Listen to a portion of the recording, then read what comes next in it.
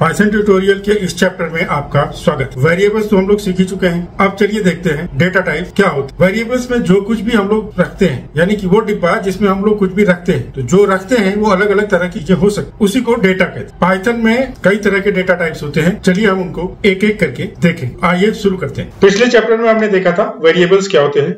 अब हम यहाँ पर एक और फाइल बना लेते हैं और इसका नाम रखते हैं डेटा types.py।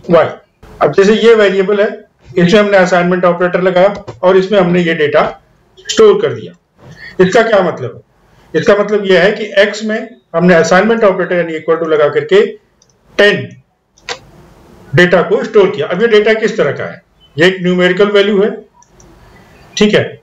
तो इसी तरह से अगर हम लिखें यहां पर y इक्वल टू और यहां पर लिख देते हैं xyz, ये क्या xyz क्या है? ये एक स्ट्रिंग है, ये एक डेटा टाइप है, ये अलग डेटा टाइप है। इसी तरह से कई तरह के डेटा टाइप्स पाइथन में डिफाइन किए गए हैं। तो आइए देखते हैं सबसे पहला डेटा टाइप। सबसे पहला डेटा टाइप क्या है? इंट। इंट क्या होता है?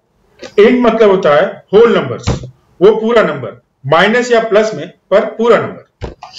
जैसे हमने यहां पर लिया था x इक्वल टू 10, तो ये इंट है। पाइथन में हमें डिफाइन नहीं करना पड़ता है, पाइथन अपने आप ही ये समझ जाता है कि ये किस तरह का, किस टाइप का डेटा है। उसका डेटा टाइप ये पाइथन अपने आप से ही समझ जाता है। ये पाइथन का एक अलग एडवांटेज है। और किसी लैंग्वेज में आपको इसको डिफाइन करना पड़ता था, जैसे लिखना है x equal to I int 10,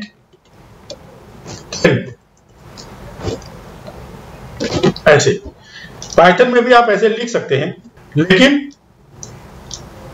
अगर आप नहीं लिखेंगे तो भी पाइथन अपने आप उसको आइडेंटिफाई कर लेगा कि ये किस तरह का डेटा टाइप है। जैसे मैंने यहां पर लिखा था x इक्वल टू 10, अब इसने ये ऑलरेडी ये समझ जाएगा कि ये किस तरह का डेटा टाइप है। अगर आपको ये पता करना है कि ये किस टाइप का डेटा है, इंट है, फ्लोट है, या आगे जो हम पढ़ेंगे वो है, तो उसके लिए क्या करेंगे? उसके लिए पाइथन में एक फंक्शन आता है टाइप। तो हम कैसे इसको यूज करेंगे? हम लिखेंगे प्रिंट और यहां पर लिखेंगे टाइप और उसके बाद हम इसमें लिख देंगे x। और अब हम इसको यहां पर ये कैसे रन कराते हैं?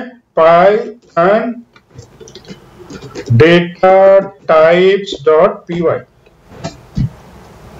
देखिए यहां पर बता दिया क्लास एंड, क्लास को बोल जाइए, लेकिन यहां टाइप बता दिया एंड। हम ये सब आगे डिटेल में पढ़ेंगे, लेकिन देखिए इसने यहां पर इसका टाइप बता दिया इंट। अगर हम इसकी जगह y लिख दें, अगर हम लिखते हैं प्रिंट टाइप और यहां पर लिखते हैं y, एक एक्स्ट्रा, तो यहां पर क्या आएगा? टर्मिनल पे देखते हैं स्ट्रिंग। देखिए यहां पर ये स्ट्रिंग आ गया। तो ये पाइथन का एक और एडवांटेज है। देखिए दूसरे चैप्टर में दूसरा एडवांटेज, पाइथन का ये दूसरा एडवांटेज है कि ये डेटा टाइप्स को खुद ही आइडेंटिफाई कर लेता है। तो पहला हमने देखा इंट मतलब होल नंबर, ठीक है। दूसरा डेटा टाइप जो होता है वो होता है फ्लोट, मतलब डेसिमल नंबर। जैसे y इक्वल टू 3.14। अब इसको अगर हम प्रिंट कराते हैं, देखिए ये बताएगा फ्लोट।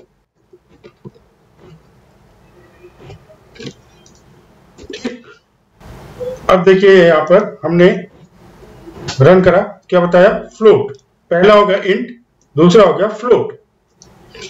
इसी तरह से एक और आता है, ये सब न्यूमेरिकल डेटा टाइप्स हैं, और इसमें एक और आता है जिसको बोलते हैं कॉम्प्लेक्स। अब जैसा कि आप लोग जानते हैं कि पाइथन को डेटा साइंस और बड़े बड़े कैलकुलेशंस के लिए यूज किया जाता है। जो लोगों ने हायर लेवल पे मैथ पढ़ा है उन्हें पता होगा कि इमेजिनरी नंबर्स का भी यूज किया जाता है। उसी इमेजिनरी नंबर को ध्यान में रख करके ये कॉम्प्लेक्स डेटा टाइप्स बनाया गया है। इसको कैसे डिफाइन करते हैं? इसको किसी भी नंबर के साथ j ऐड करके लगाते हैं। जैसे मान लीजिए मैंने लिखा यहां z equal to 2 plus 5j। अब अगर यहां पर हम इसको प्रिंट कराएं तो क्या आएगा?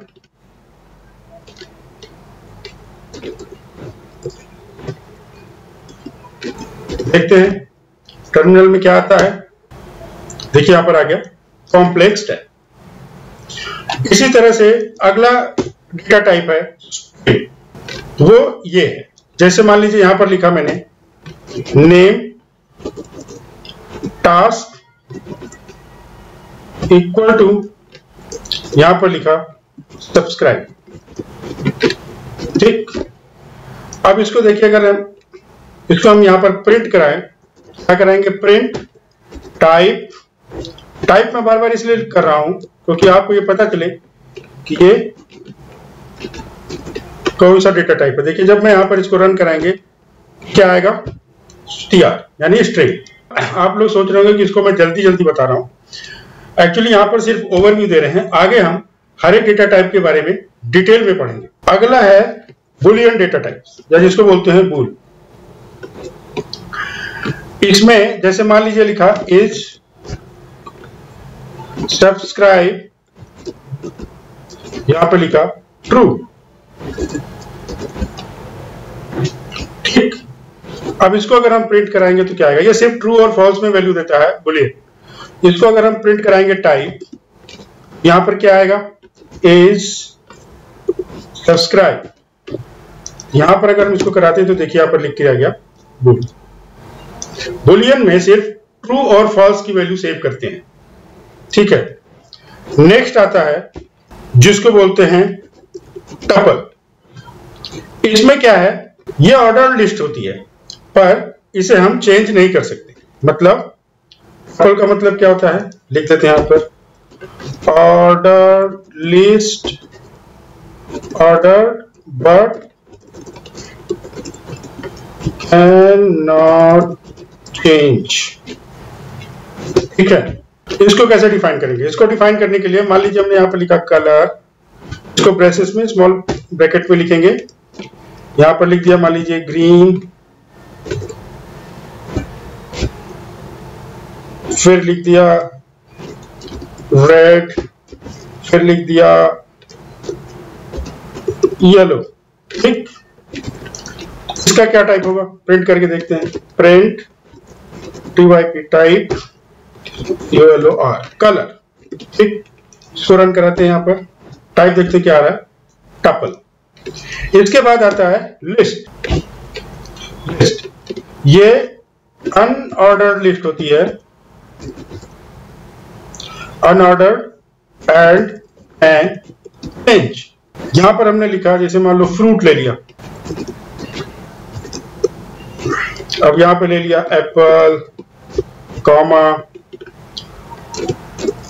बनाना। ठीक है, इस तरह से इसका अगर हम प्रिंट कराएं तो क्या आएगा?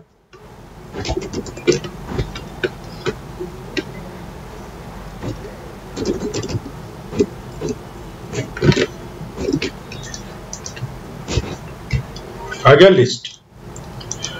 तो लिस्ट और टपल में क्या डिफरेंस है? लिस्ट और टपल में यह डिफरेंस है कि लिस्ट अनऑर्डर्ड होती है और इसे चेंज कर सकते हैं, जबकि टपल ऑर्डर्ड होती है और इसे हम चेंज नहीं कर सकते। सिंपल। इसके बारे में, टपल के बारे में, लिस्ट के बारे में, ग्रामर के बारे में और आगे भी जो भी डेटा टाइप्स है इनके बारे में हम डिटेल में पढ़ेंगे और इनका कंपैरिजन भी करेंगे डिटेल में अगले वीडियो में। यहां पर सिर्फ आप ओवरव्यू देख लें। सारा अगर एक साथ एक ही जगह पे मैं बताने लगूंगा तो ये बहुत ज्यादा हो जाएगा और एक बार डाइजेस्ट करने में कई बार कुछ लोगों को मुश्किल होती है। डिक्शनरी में ए के साथ वैल्यू लिखते हैं। तो डिक्शनरी में कैसे लिखते हैं? मान लीजिए मैंने लिखा यहां पर स्टूडेंट। ठीक, और इसकी डिक्शनरी डिफाइन करनी है तो हमने लिखा ऐसे, और यहां पर लिखा नेम, और यहां पर लिखा दीपक, फिर लिखा एज, यहां पे लिखा 20। अब इसके बाद इसको प्रिंट कराती है।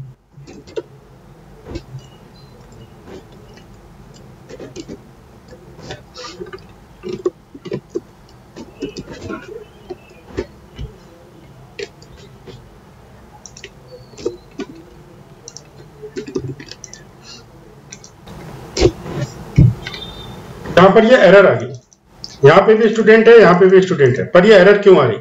कमेंट बॉक्स में आप लोग मुझे बताइए। वीडियो को पॉज करिए और कमेंट बॉक्स में बताइए कि ये एरर क्यों आई है। यहाँ पर मैंने आपको बताया था कि कैपिटल लेटर और स्मॉल लेटर सेम नहीं होता है जब आप वेरिएबल डिफाइन करते हैं पाइथन में। यहाँ कैपिटल में एस लिखा है और यहाँ स्मॉल में एस लिखा है। अगर मैं इसको कैपिटल में कर दूं तो ये अपने आप ही सही हो जाएगा। ये हो गया dictionary type. Next data type है जिसको बोलते हैं सेट। अब जैसे मैंने यहां पर लिखा सिटी, और यहां पर मैं वैल्यू लिख रहा हूं दिल्ली, मुंबई,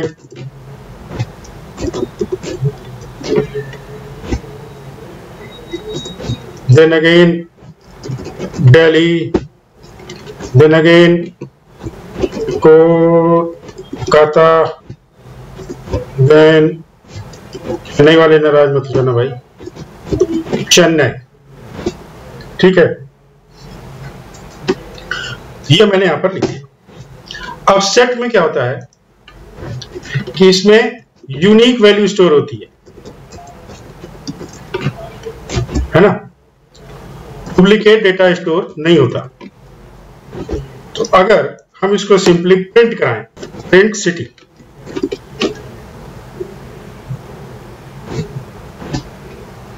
ये देखिए मुंबई, कोलकाता, दिल्ली, चेन्नई। डुप्लीकेट दिल्ली 2 बार था, इसने एक ही बार प्रिंट किया, तो डुप्लीकेट वैल्यू हटा दी। तो अगर हमें किसी चीज से डुप्लीकेट, किसी ऐसे सेट से हमें डुप्लीकेट वैल्यू हटानी है, उसके लिए ये फंक्शन, ये डेटा टाइप बहुत काम में आता है।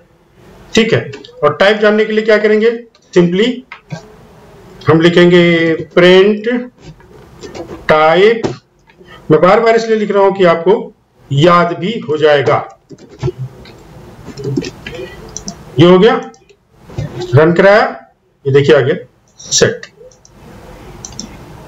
इसके बाद एक और आता है जिसको बोलते हैं फ्रोजन सेट।